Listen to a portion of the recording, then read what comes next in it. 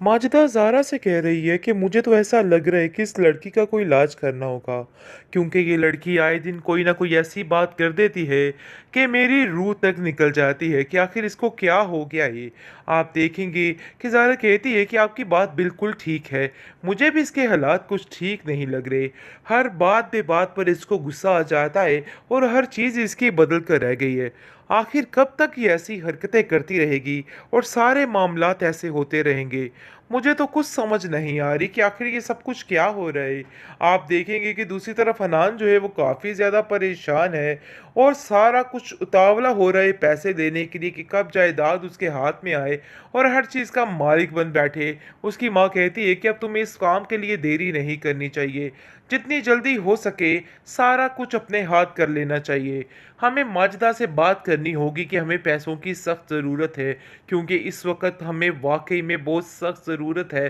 तुम समझ रहे हो हनान तुम्हें किस किस्म की एक्टिंग करनी है, जिसको सुनकर कहता है कि आप फिक्र मत करें।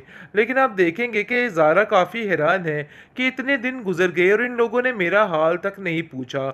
आखिर ये लोग किधर गायब हो गए हैं। उस पर उसकी माँ कहती है कि बेटा तुम्हें उनसे बात करनी होगी, क्योंकि उनके घर में जो क़यामत टूटी है वो उनके लिए बहुत ही मुश्किल थी और शायद तुम्हें इस चीज़ का अंदाज़ा नहीं हो रहा, लेकिन ये काम वाक़ई में बहुत मुश्किल था, जिसको सुनकर आप देखेंगे कि माजिदा उसको समझाने लग जाती है। लेकिन जैसे ही मिनाहिल उसको नज़र आती है, तो उस पर शदीद तरीन गुस्सा निकालती है और कहती है कि तुम्हारी वजह से ये सब कुछ हुआ है। पता नहीं क्यों तुम हाथ धो के पीछे पड़ चुकी हो मेरी बेटी के। ये सब कुछ आज जो कुछ भी हो रहा है, इन सब चीज़ों की ज़िम्मेदार सिर्फ़ और सिर्फ़ तुम ही हो। जिसको सुनकर वो कहती है कि बात पे बात मुझ पर इल्ज़ामात लगाना मुझे बिल्कुल भी पसंद नहीं है। तो अब आप इस तरह की हरकतें बिल्कुल छोड़ दें, क्योंकि अब मैं आपकी एक नहीं सुनूँगी। जो था वो गुज़र गया, लेकिन अब ऐसा कुछ भी नहीं होगा। अब वो असल में इन लोगों को इनकी औकात पे ले आई है और इनकी औकात बार-बार याद दिलाती है और कहती है कि जो कुछ भी हुआ है ना, सिर्फ़ और सिर्फ़ आप लोगों की अपनी ही कोताहियों का नतीजा है।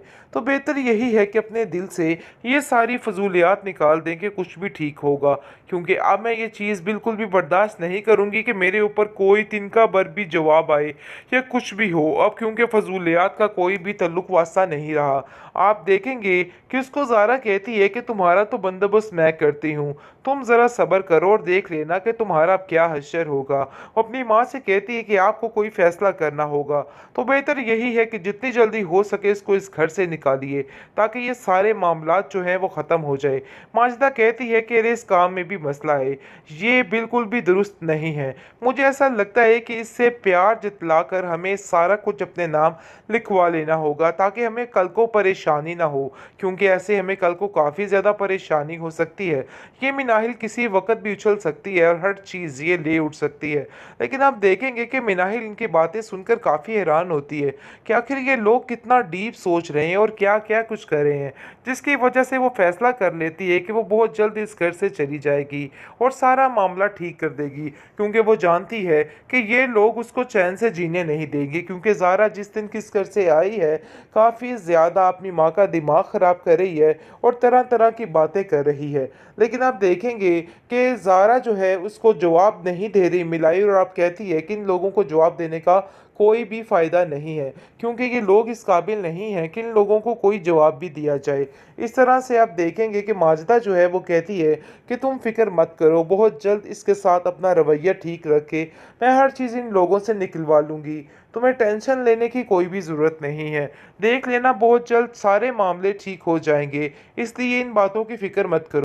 माजिदा ज़ारा से कह रही है कि मुझे तो ऐसा लग रहा है कि इस लड़की का कोई इलाज करना होगा, क्योंकि ये लड़की आए दिन कोई ना कोई ऐसी बात कर देती है कि मेरी रूह तक निकल जाती है कि आखिर इसको क्या हो गया ये।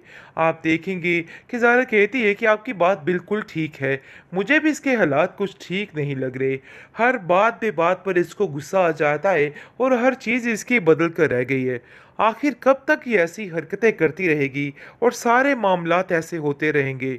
मुझे तो कुछ समझ नहीं आ रही कि आखिर ये सब कुछ क्या हो रहा है।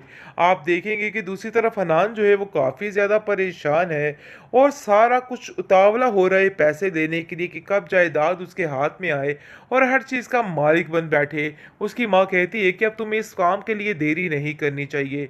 जितनी जल्दी हो सके सारा कुछ अपने हाथ कर लेना चाहिए। हमें माजिदा से बात करनी होगी कि हमें पैसों की सख्त ज़रूरत है, क्योंकि इस वक्त हमें वाकई में बहुत सख्त ज़रूरत है। तुम समझ रहे हो हनान तुम्हें किस किस्म की एक्टिंग करनी है, जिसको सुनकर कहता है कि आप फिक्र मत करें।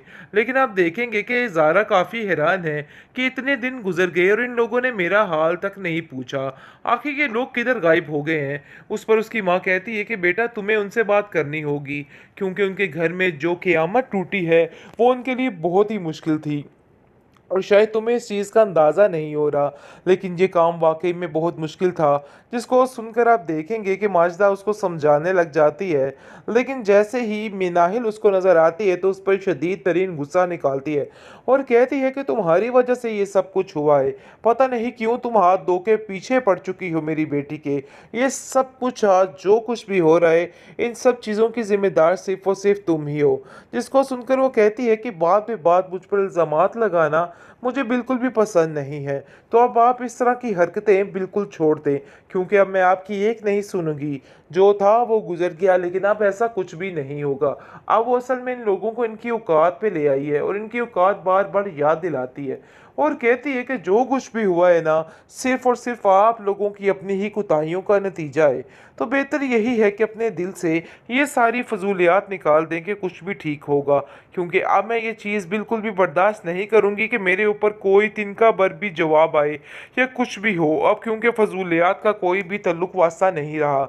आप देखेंगे कि उसको ज़ारा कहती है कि तुम्हारा तो बंदोबस्त मैं करती हूँ, तुम ज़रा सब्र करो और देख लेना कि तुम्हारा अब क्या हश्र होगा। वो अपनी माँ से कहती है कि आपको कोई फ़ैसला करना होगा, तो बेहतर यही है कि जितनी जल्दी हो सके इसको इस घर से निकालिए, ताकि ये सारे मामलात जो हैं वो ख़त्म हो जाए।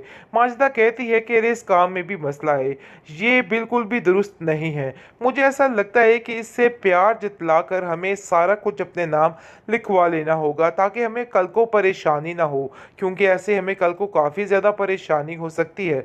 ये मिनाहिल किसी वक़्त भी उछल सकती है और हर चीज़ ये ले उठ सकती है। लेकिन आप देखेंगे कि मिनाहिल इनकी बातें सुनकर काफ़ी हैरान होती है कि आखिर ये लोग कितना डीप सोच रहे हैं और क्या-क्या कुछ कर रहे हैं, जिसकी वजह से वो फैसला कर लेती है कि वो बहुत जल्द इस घर से चली जाएगी और सारा मामला ठीक कर देगी, क्योंकि वो जानती है कि ये लोग उसको चैन से जीने नहीं देंगे, क्योंकि ज़ारा जिस दिन किस घर से आई है काफ़ी ज़्यादा अपनी माँ का दिमाग ख़राब कर रही है और तरह-तरह की बातें कर रही है। लेकिन आप देखेंगे कि ज़ारा जो है उसको जवाब नहीं दे रही मिलाई, और आप कहती है कि इन लोगों को जवाब देने का कोई भी फ़ायदा नहीं है, क्योंकि ये लोग इस काबिल नहीं हैं कि इन लोगों को कोई जवाब भी दिया जाए। इस तरह से आप देखेंगे कि माजिदा जो है वो कहती है कि तुम फ़िक्र मत करो, बहुत जल्द इसके साथ अपना रवैया ठीक रख के मैं हर चीज़ इन लोगों से निकलवा लूँगी। तुम्हें टेंशन लेने की कोई भी ज़रूरत नहीं है। देख लेना बहुत जल्द सारे मामले ठीक हो जाएँगे। इसलिए इन बातों